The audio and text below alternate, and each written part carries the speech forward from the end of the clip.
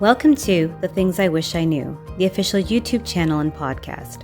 What are the things you wish you knew? Let's learn together, one life lesson at a time. Today's life lesson is the lies women tell themselves. Now, I'm sure you can think of many lies that women have told themselves, and I'm sure you can think of lies that women have been told.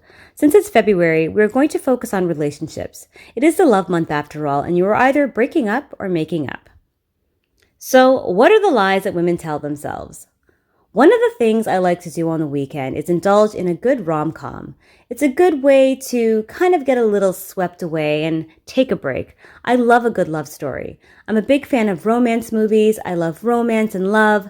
Love is such a beautiful thing, isn't it? I'm sure I'm not the only one who likes to watch movies about the perils and triumphs of relationships. I think it's important to take time out for yourself and watch a movie that's positive. I try to avoid movies that will make me feel miserable whenever I have time to myself. I like to let go and get lost in my little sweet indulgence, a beautiful romance film. A common theme that I'm sure you have noticed in movies, particularly when it comes to women, or I should say how women are depicted in movies, is that when heartbreak strikes, we must become undone. I can't say all of them, but I can definitely say a good majority. The theme you will notice in these movies when women have their heart broken is what I like to call the heartbreak ritual. What does this look like? Normally it means a lot of food, alcohol, horrible decisions. Who cares about life or work? My heart's broken, so everything in life must be broken, right? During the heartbreak ritual, she will go to the grocery store, maybe alone or with a bunch of friends. She will fill her cart with her favorite foods, pillage the liquor store, go home, order takeout, and for the next week, 2 weeks, months, in fact, some of you, it's a year, it might still be happening right now, and you will watch her on the screen, and she sort of reminds you of yourself when what's-his-name broke up with you, and you spent months indulging in bad habits and behavior, all in the name of love. You will watch her spend her time on the couch, stuffing her face with unhealthy food, ordering takeout, watching love stories on probably the Women's Network, which I love. And maybe a month later or months later, you will see a perfectly laid out scene of her apartment that is littered with takeout food, wine bottles. She's unbathed and unraveled. She's given up on life, all in the name of love and her broken heart. I get it. Heartbreak, it's really tough. Some people will say that heartbreak is equivalent to the passing of a loved one. I completely relate, and I know that everyone at some point has had their heart broken or will have their heart broken. Perhaps you've been blindsided by someone you thought was loyal to you and faithful to you. What is loyalty? You will find yourself questioning this many times throughout your life, and in fact, the meaning of loyalty will change based on your experiences. I want to add that I'm not against movies like this. They're just a snapshot of life that has to play out in 2 or 3 hours. You see her fall and rise, and just like that, her life is better again. But if this is you and it's been more than 2 weeks, you have to get up and get moving. Go to the gym, meet up with friends, feel those painful feelings, but keep on living. You're still alive. Have a night out with your friends, vent while they tell you what a loser what's-his-name is. And you can surely do better. Can't we all? Bring on the wine, the pizza, the ice cream. You can have it all. But this ritual cannot last for months or years. Eventually, you will have to get over it at some point. Sounds a little harsh, but the truth is, this is what you need right now. You need the truth. It's not okay for you to throw your life away. It's not okay for you to fill your body with endless amounts of alcohol, sugar, and sodium to make yourself feel better temporarily. You most likely aren't going to get over it overnight. It might take months, a year, but this doesn't mean your life has to stop. Let's be honest, you don't feel better, do you? As you look in the mirror and you see new blemishes pop up on your face and you now feel discomfort in clothing that you used to love. The overall feeling of sadness and feeling unwell kind of has you in a bit of a funk.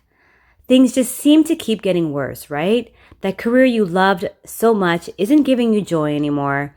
Maybe it's that hangover or the lack of energy. You can't be sure. Who cares? This person just broke your heart. Therefore, it's okay for you to treat your body poorly and make poor decisions. This is all part of the ritual that you have every right to practice, right? So, why don't you feel better? Why don't any of us feel better when we practice this ritual? The first thing I will say in regard to the lies women tell themselves is that I don't think this is the direction you should be heading in. It's just not the way to go. It's okay to give yourself a moment. Take part in the heartbreak ritual if you must. Give yourself 48 hours a week at the most.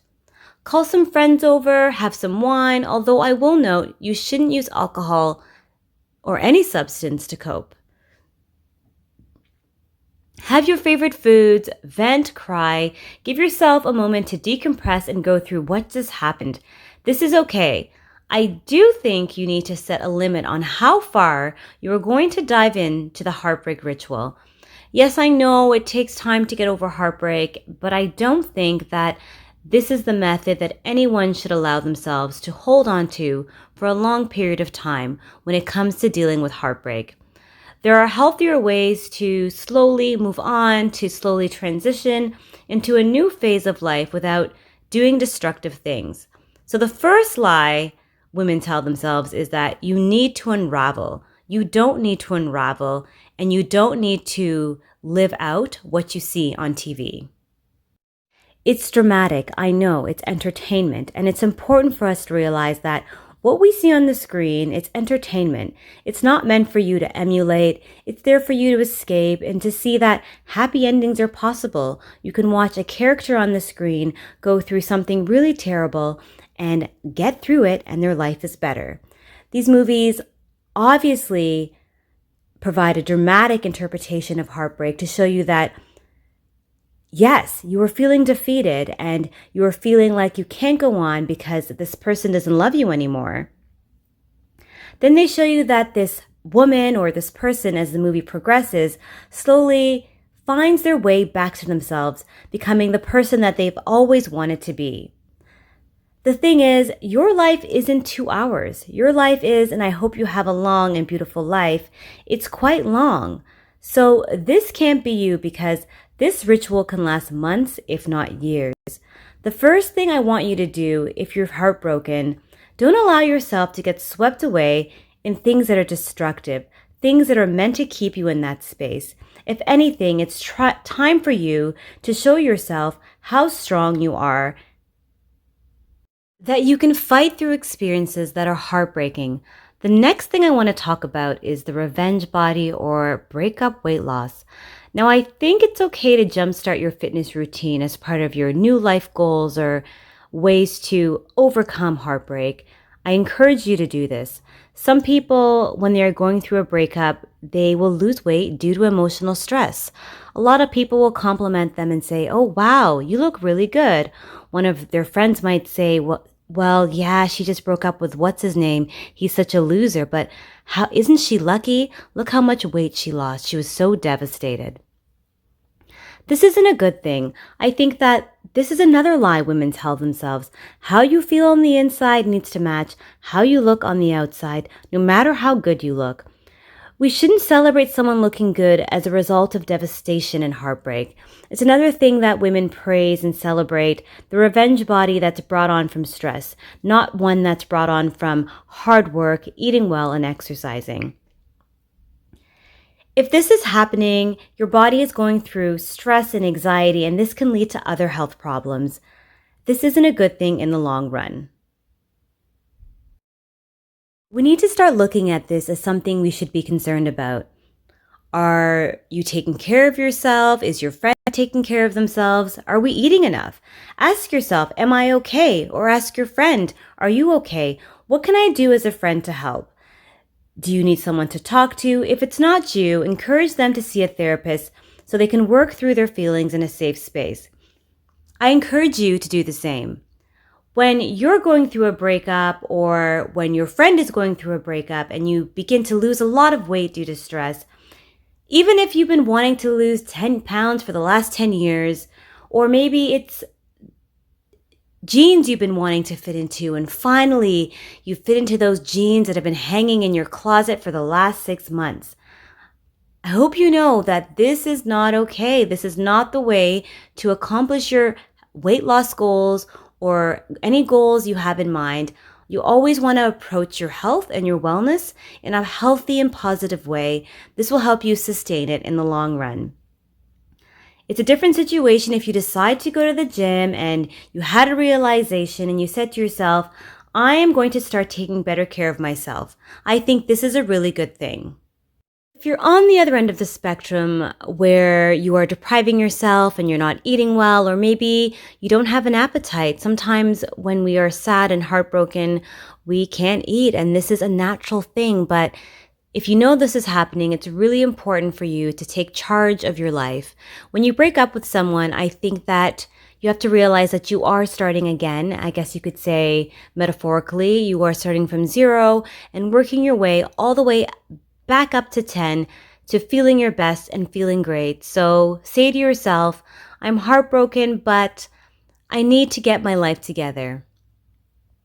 Having a healthy body, eating well, giving yourself nutrients. It's not about being slim or curvy. It's about being healthy. So whatever fits you and whatever works for you, it's important for you to find that. But I think that it's not good for women to praise this behavior either. In fact, it further kind of falls into that whole myth and lies that women tell themselves about heartbreak. And whether it's binge eating or eating unhealthy foods or simply not eating at all, I think that we can't make excuses when it comes to heartbreak and breakups. I think we need to have the conversation, be aware, and be mindful of how we individually take on heartbreak and also what's happening with our friends as well.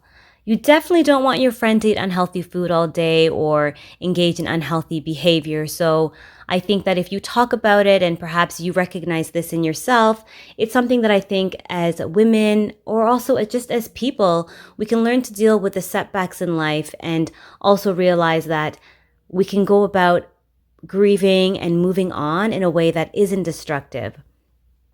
I also want to talk about the revenge body. I know a lot of people, when they think about the revenge body, they think about getting their ex back or their ex seeing them in a better state. And to be honest with you, I think that if you want to look great and you want to work out or change your life, you should do it for yourself. You should never do it with the goal in mind to show somebody what they're missing. Because to be honest, they probably don't care. Even if they think you look great, there's a reason why the relationship didn't work out. Your desire to look good should be for you, and that's the first thing. Never change simply because you are trying to please other people. I know you know this, but sometimes I have to remind you. Your desire to be healthy, it has to be simply because you want to live a long and beautiful life. So whatever your body type is, whatever it's meant to look like, that's for you to decide individually, but your main goal is to maintain a healthy lifestyle. Eating good, nourishing food, fruits and vegetables, every now and then have something sweet, whether it's a brownie or cake or even something decadent, pasta, pizza, whatever you desire. Even too much broccoli is a thing or too much kale, everything in moderation. Too much kale is actually really bad for your thyroid. So have a balanced diet, and I think this is where you should start after a breakup. Another lie women tell themselves concerns the negative conversations we have concerning relationships, how we nurture these negative views and how they affect our relationships. It could be that the conversations you're having with your friends are affecting your love life in a negative way. I believe your words are powerful. So if your everyday conversation is about why that person didn't love you and why they moved on and why the person they're with now is not good enough and you are better, these conversations don't contribute to you moving on in a healthy and positive way. When a relationship ends, the first thing you need to do is take a moment for yourself. The first thing I think you should do is get a journal and start writing down how you feel. Write down your feelings, write down why you're upset and the things that you wish you knew before you dated this person. Or perhaps all the things you thought were good about the relationship or the things that you thought weren't great. Write down the red flags and write down the beautiful times. just really unpack all the emotions in your journal. And you might find yourself doing this every single day or once a week until you transition, because a lot of people will say, get over it. But I truly think you have to transition out of things so you can learn from your experience, because if we don't learn from our experience, we repeat the same thing again in our next relationship. We learn from each other in relationships, and relationships teach us about ourselves and the choices we make. And unfortunately, sometimes we don't make good choices when it comes to love. The last lie I want to cover is the concept that this is the only person who will ever love me. I want you to know that this isn't true. Of course, someone else will love you, if not better, so this definitely isn't the only person who will love you. Sometimes it's timing, or sometimes you just aren't meant to be with that person, so it sucks, but you have to accept this. It also sucks if they betrayed you, but we have to start to realize that not all relationships are going to sustain themselves, and sometimes people don't feel the same way that we feel. There has to be chemistry, and also I believe that chemistry and compatibility go hand in hand. So I know I said this in the last podcast, send yourself a love letter, but I truly believe that compatibility and chemistry must come together in perfect harmony. And if you don't have both, it's a good chance that your relationship won't last. And if you really look at your relationship, and if you truly weren't compatible, it should be no shock to you that this relationship didn't last. I'm sure you can think of the missing pieces, the things that didn't seem to line up, no matter how hard you tried. If you're currently going through a breakup right now, I want you to keep in mind that the lies women tell themselves when it comes to heartbreak. In fact, I want to go over them one more time, the first few. The first lie is that when you break up with someone, you must become undone, unraveled. The idea that you should fill your cart up with all sorts of junk food and drink endless amounts of alcohol, I feel that this lie, it never makes anyone feel better. I'm sure you don't feel better. The second lie is the celebration of the breakup weight loss, the revenge body, particularly if it's due to stress, anxiety, and depression. If you're feeling this way and you're feeling that it's been really hard for you, I encourage you to go to a therapy session, talk to someone in a safe space, someone who can help you work through your feelings without any judgment. The third lie is the conversations that women have about relationships, the toxic dialogue that continues to happen for years and years, even after they've broken up with the person. Another thing I want to say is that your friends should not bring up your ex-boyfriend, nor should they encourage this conversation. Your friends shouldn't show you pictures about your ex-boyfriend. They should not announce to you if he's had a baby. To be honest with you, you are moving on. So these negative conversations don't contribute to a positive step forward into a new life and a new relationship. This is part of the toxic cycle. Stop talking about someone you are no longer in a relationship with and who essentially broke your heart, or perhaps you broke their heart. This prevents you from moving on. The last lie is the idea that this is the only person who will ever love you. Looking back, I bet you can think of someone who you believed at that time would be your forever. Now that you know what you know, I bet you are relieved that they aren't your forever. Of course, this isn't the only person you will ever love. If you are doing self-work and constantly nurturing self-love, you know that not only are you worthy of love, but that you deserve a healthy and loving relationship.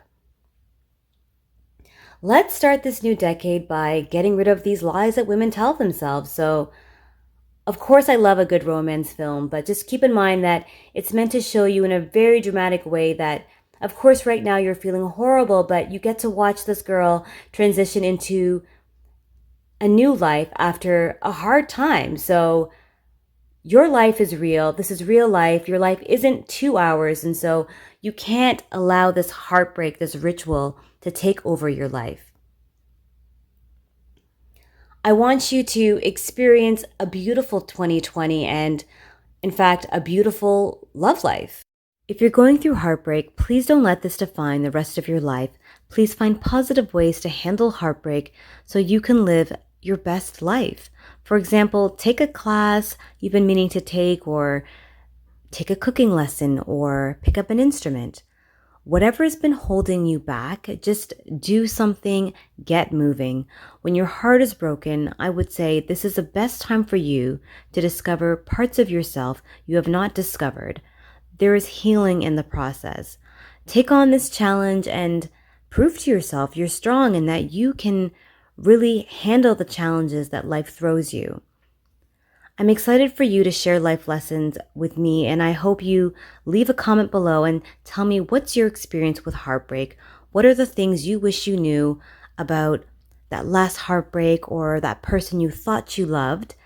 And I can't wait for you to hear more life lessons. And if you have a question, please send me a question. I'd love to talk about life lessons that you have in mind, and we can share life lessons together back and forth.